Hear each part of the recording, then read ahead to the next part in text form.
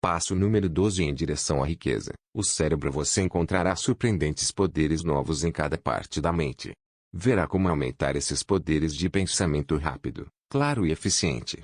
Há mais de 40 anos, o autor, trabalhando em conjunto com o falecido Dr. Alexander Graham Bell e o Dr. Elmer R. Gates, observou que todo o cérebro humano é tanto estação transmissora como receptora de vibrações do pensamento.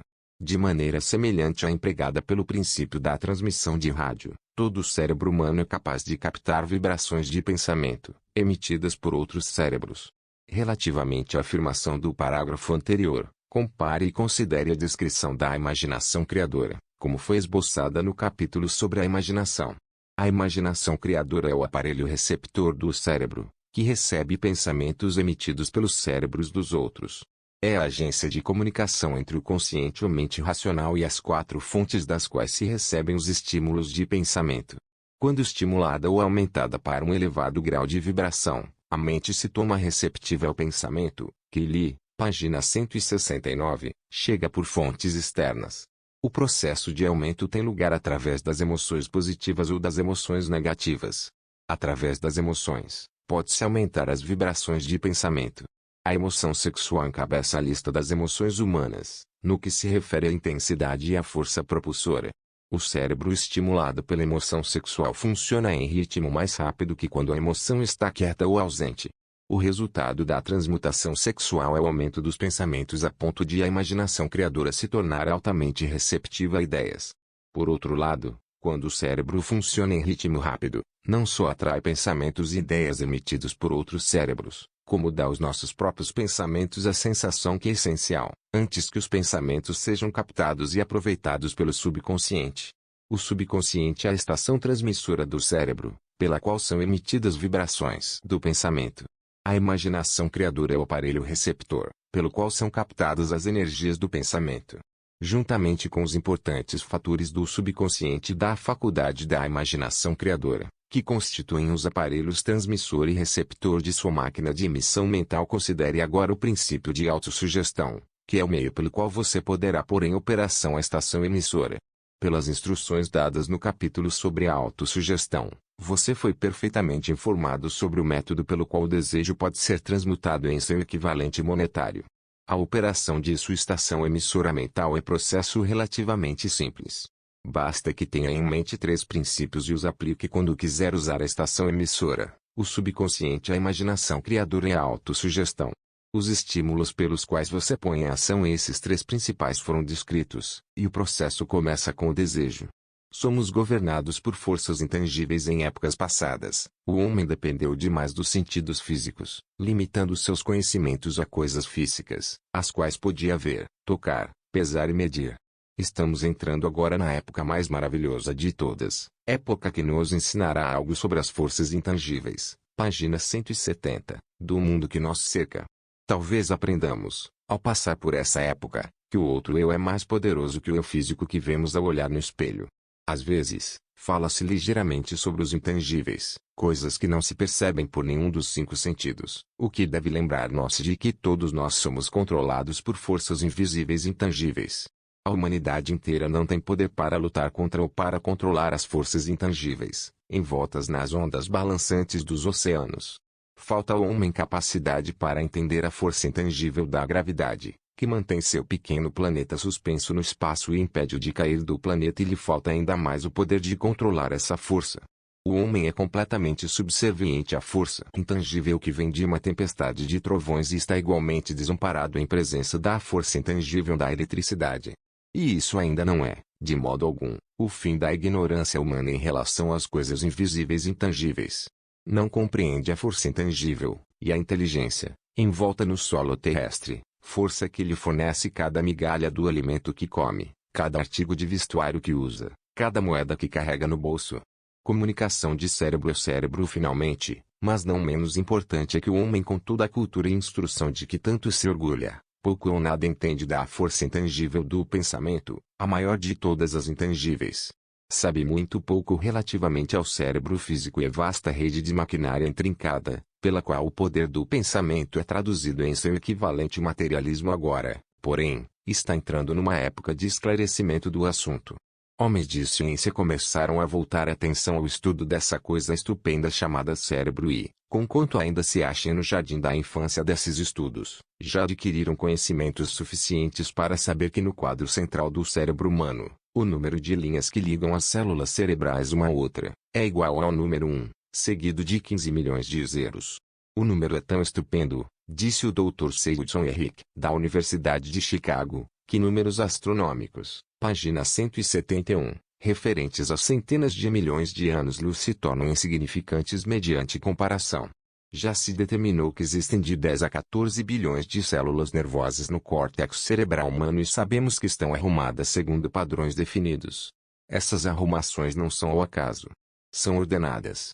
Métodos recentemente desenvolvidos de eletrofisiologia retiram de ação correntes de células localizadas com precisão ou fibras com microeletrodos, amplificando-os com tubos de rádio e registrando diferenças potenciais até 1/milionésimo de volt.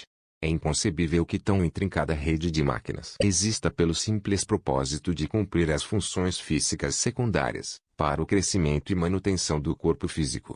Não será provável que o mesmo sistema que dá a bilhões de células cerebrais os meios de comunicação entre si, também forneça os meios de comunicação com outras forças intangíveis.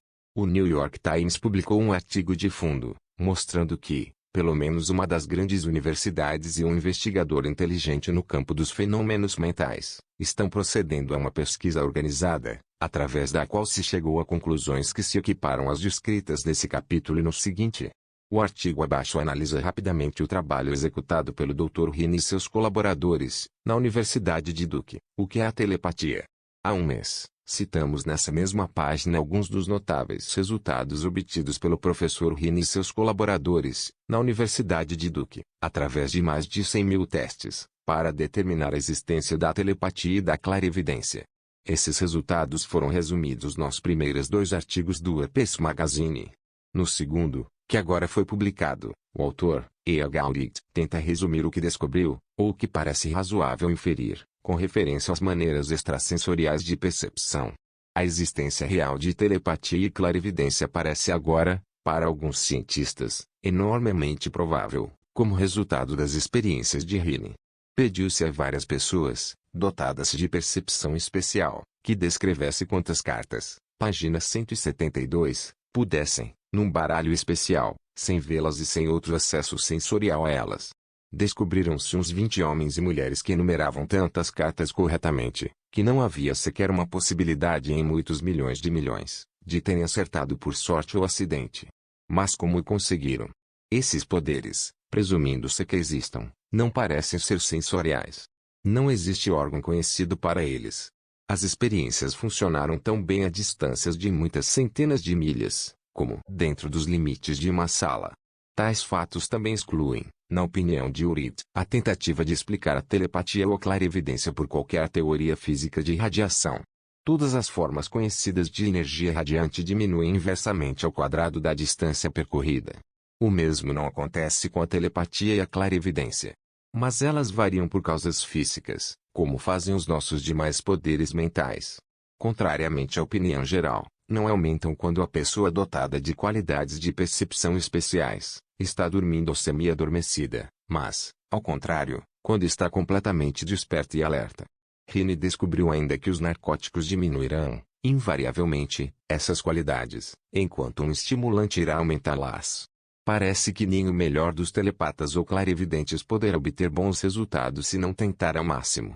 Uma das conclusões a que Uri chega, com certa confiança, é que a telepatia e a clarividência são, na verdade, o mesmo dom. Isto é, a faculdade que permite ver a carta que está voltada para baixo, na mesa, parece ser exatamente a mesma que permite ler o pensamento que reside noutra mente. Há inúmeras razões para crer nisso. Até hoje, por exemplo, os 2 dons foram encontrados em todos os que possuem um deles. Em todos, até agora, os 2 têm sido igualmente poderosos, quase exatamente iguais em força. Telas, paredes, distâncias, nenhum efeito tem sobre tais dons. Urit vai além da conclusão, para exprimir o que afirma ser mero pressentimento de que outras experiências extrasensoriais, sonhos proféticos, premonições de desastres e outros semelhantes, também possam ser parte da mesma faculdade. Não se pede ao leitor que aceite qualquer dessas conclusões, a não ser que as julgue necessárias, mas as provas que Heine reuniu devem impressionar fundamente. Página 173, mentes sintonizadas uma para a outra em vista das afirmações do Dr. Heine relativamente às condições sob as quais a mente reage ao que ele denomina de modos de percepção extrasensoriais. Tenho o privilégio de acrescentar ao seu testemunho, que meus colaboradores e eu descobrimos o que acreditamos serem as condições ideais sob as quais a mente pode ser estimulada, de modo que o sexto sentido, descrito no capítulo seguinte, pode ser posto a funcionar de maneira prática. As condições a que me refiro são as de uma aliança de trabalho bastante chegada entre eu e 2 membros de minha equipe. Através de experiências e prática, descobrimos como estimular nossas mentes, aplicando o princípio usado relativamente aos conselheiros invisíveis descritos no próximo capítulo, de modo que conseguimos, por um processo de unir as 3 mentes numa só, encontrar a solução à grande variedade de problemas pessoais, trazidos por meus clientes. O processo é muito simples. Sentamos-nos a uma mesa de conferência, expondo com clareza a natureza do problema considerado, passando, a seguir, a discuti-lo. Cada qual contribui com quaisquer pensamentos que lhe possam ocorrer. O que é estranho nesse método de estímulo mental e que coloca os participantes em comunicação com fontes de conhecimento desconhecidas, absolutamente fora da experiência de cada um. Se você compreende o princípio descrito no capítulo sobre a mente superior, reconhecerá, com certeza, o processo de mesa redonda aqui descrito como sendo aplicação prática da mente superior.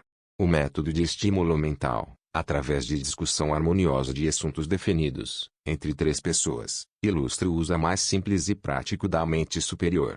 Adotando e seguindo plano semelhante, qualquer estudante dessa filosofia pode entrar de posse da famosa fórmula Carnegie, descrita, resumidamente, na introdução.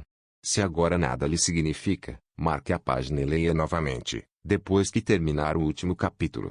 1. Nota 173.1. Sobre a percepção extrasensorial, o leitor poderá obter abundante e segura informação entre as edições desta editora, O Novo Mundo do Espírito e O Alcance do Espírito, ambos do mencionado Dr. Heine, e Canais Ocultos do Espírito, de Louisa Heine, sua esposa.